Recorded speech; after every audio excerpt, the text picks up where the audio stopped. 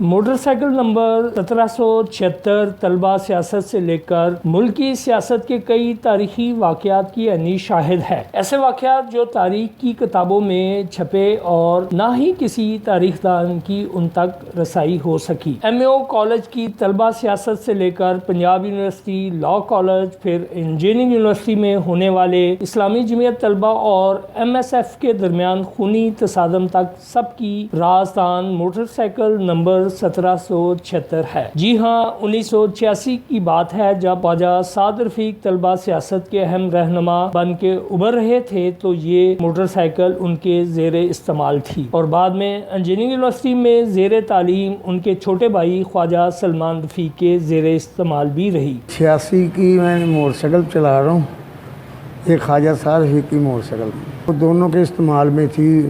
وہ تھوڑا چیری رہی ہے، زیادہ تر میرے پاس ہی رہی ہے۔ ٹھیک ہے، موٹر سائیکل وہ میں نے دوسرا ہونڈا لیا، وہ چلا رہا ہوں۔ جب سے اسٹوڈنٹ تھے اس وقت یہ موٹر سائیکل تھی، اس کے بعد یہ موٹر سائیکل میرے پاس رہی ہے۔ اس کے جب کالج ٹائم اس کے بعد انہوں نے کام کیا، اپنا شو روم کا کام کیا، دوسرا کام کیے۔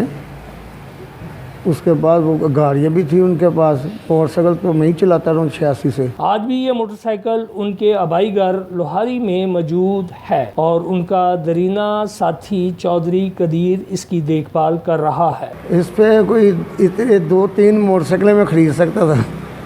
14 سال کا تھا، 34-35 سال ہو گئے۔ Tanveer Ahmed, city news, Lahore.